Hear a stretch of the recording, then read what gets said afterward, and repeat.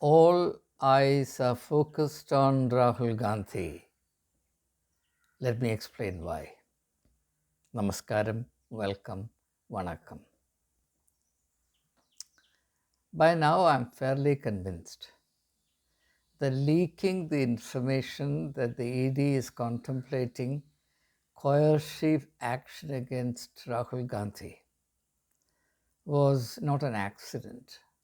It was done deliberately for a very important, practical, and interesting reason. Put very simply, through this method, those who are out to play cat and mice with Rahul Gandhi are merely testing the voters. Having regarded the ways in which the ED operates in terms of what it has done in recent times, I find it rather tantalizing to believe that crucial information will be leaked from within the dark recesses of this organization. So if Rahul Gandhi was given the information that the ED is contemplating action against him, it could not have been done, I believe, without the connivance, in fact, the permission of those in charge. If my assumption in this regard is right, then there follows by force of logic that is a deliberate ploy, and the purpose of this ploy is to test the voters, especially in two respects. I'll mention them in the order of importance. The first purpose served by this is to bring this to the notice of the general public and to see how people throughout the country would react to a measure like that, so that on the basis of that empirical evidence, something safer can be planned and executed. This is explicit and it doesn't need any further explanation. The second purpose is even more important and perhaps less obvious. That purpose is to test the mettle of Rahul Gandhi. Now it's obvious that by now Rahul Gandhi has become something of an enigma to the BJP, to all his political adversaries. There was a time when they sincerely believed that he was no more than a pappu, and therefore he was not serious enough a threat to be taken seriously. In fact, he was rather useful as a foil to Narendra Damodar Das Modi, a point of contrast which lent extra luster to the charisma and invincible aura of the Prime Minister. But that suddenly changed. And I think the Rahul watchers on both sides of the fence are a bit tantalized as to how this has come about. In fact, I remember a television primetime discussion in which a popular novelist himself was saying in so many words that the kind of change that Rahul Gandhi has undergone is something really hard to believe. He feels disoriented in trying to relate the Rahul Gandhi of the present to the Rahul Gandhi that came onto the political scenario of India two decades ago. And he went on to say that he can't think of a single instance in which a person in public life changed so much and so dramatically, so radically. That's very true. Therefore, change of this kind breeds bewilderment. His antagonists are not able to pin him down to a particular course of action. That's one aspect of the problem. Second aspect of the problem is, in order to finalize any course of action which may not prove counterproductive, it is necessary to test the strength of character the strength of will, and the steadfastness of purpose that the intended target has. Now, for example, if Rahul Gandhi is weak-willed, and if there is that element of cowardice in him, which would make a man to prioritize saving his skin to pursuing his national agenda, then it suffices to float this as a credible rumor in the public domain, which would then strike a chill in the spine of the person concerned and make him behave in a radically different fashion. So, having leaked this information into the public domain, the concerned people, individuals, authorities, departments, what have you, they would be glued to Rahul Gandhi to see what sort of impact this has on him. Does he get terrorized? Is there a change in tone? Does he scale down his activities? Does he try to hold back what he would otherwise have said? In other words, does this information or this prospect of being interrogated and subsequently arrested have an inhibiting influence on him? In which case, it's far easier to handle Rahul Gandhi than it would be if this leaked information is shown to have absolutely no impact on him. So, in other words, I believe that the prime purpose of this strategy is to put Rahul Gandhi to the test, mainly to ascertain the genuineness and the sterling authenticity of the obvious and alarming change that many people sense about the personality of Rahul Gandhi. I myself feel about it the same way. When I try to connect the Rahul of today to the Rahul some 20 years ago, I find it quite difficult. So, which is the real Rahul? Is Rahul today merely acting the role of a brave, courageous, committed political leader who is willing to prioritize the future of India and the welfare of the people above his personal security? Is he a man of such force or strength of character as would be able to pursue his political mission, unmindful of whatever personal risks this might involve and whatever price he may have to pay for it? In which case, he would really belong to the order of a Mahatma Gandhi, a modified version of Mahatma Gandhi, in all right, because the context also has changed a lot. The great strength of Gandhiji's personality was his total devotion to the cause that is embraced, which is to lead the people of India to freedom.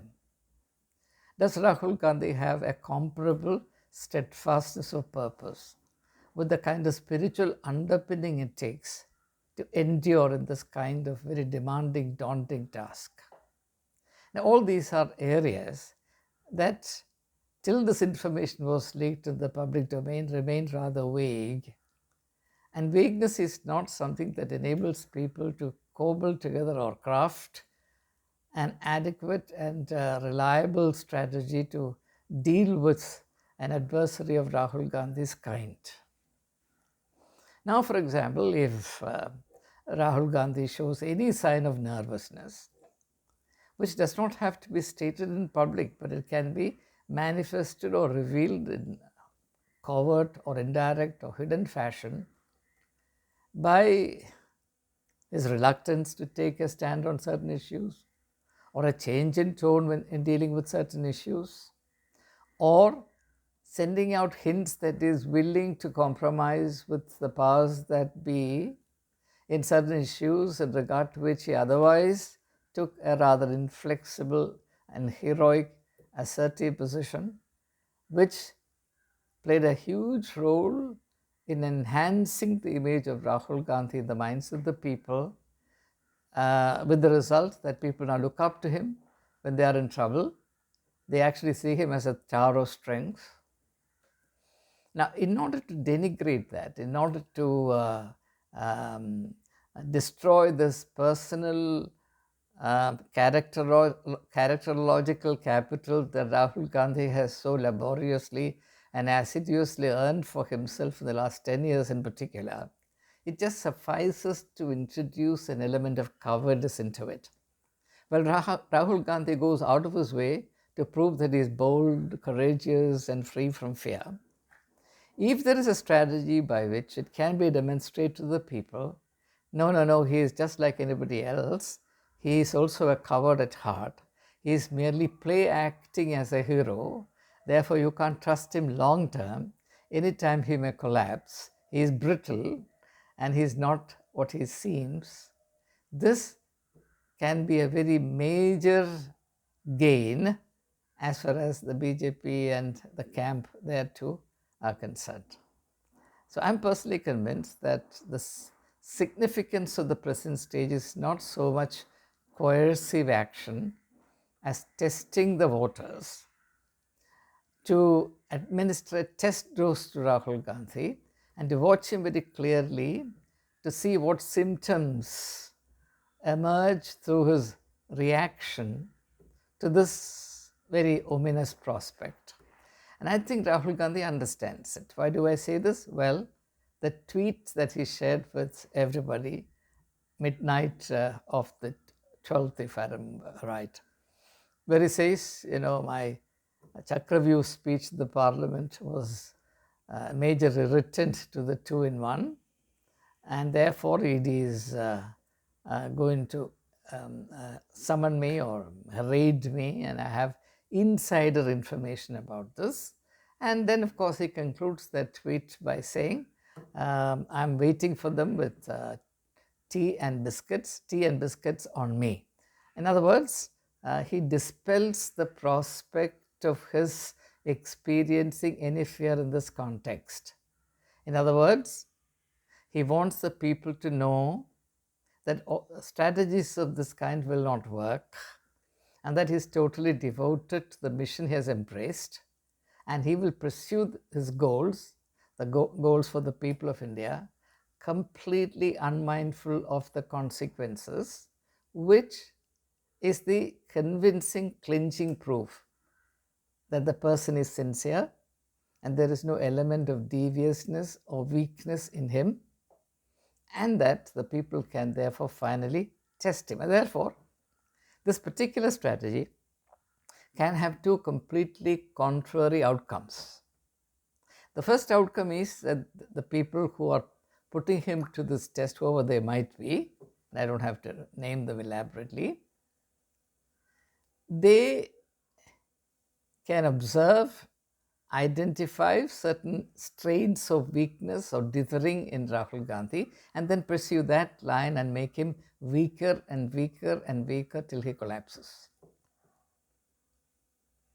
The other possibility, the other outcome, which is completely contrary to this, is that Rahul Gandhi remains unfazed. All the strategy has absolutely no impact on him.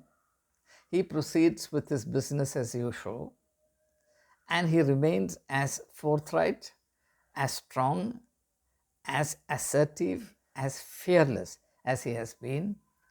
And this is thereby proved all the more in front of the people of India, and therefore they develop greater respect for him. So Rahul Gandhi now stands at the crossroads, two diverging roads. If he moves along this path, he will lose all the credibility and the trust of the people he has so earnestly gathered for himself. If he takes the other course, that is remaining steadfast by what he has embraced, what he has professed, what he has pursued so far, then his credibility will go higher and higher, which then becomes counterproductive to the people who have floated this trial balloon. So it's very, very interesting to wait and see how the script plays out. So I'll leave you there. Let's wait and see what happens. Going by evidence available so far, I remain fairly optimistic. In fact, I am 99% certain that Rahul Gandhi will remain steadfast, that he will not succumb to the invasion of fear, even though he, like all of us, is a human being, he will remain undaunted in the pursuit of the mission that he has now embraced. And there is an element of earnestness, sincere earnestness in Rahul Gandhi, in the pursuit of his political mission. That was absent, I have to say, to the extent I could say, that was absent even 10 years ago. So this is a significant phase in the political evolution of Rahul Gandhi as a leader of the people. And I think that augurs very well for India. And I say this knowing very well that I will be intensely disliked by the Rahul baiters for my saying so, but this is the truth. Nobody has a monopoly or control over truth. The truth will prevail. That's our national motto. Satyameva Jayate Nanradam. Jai Hind.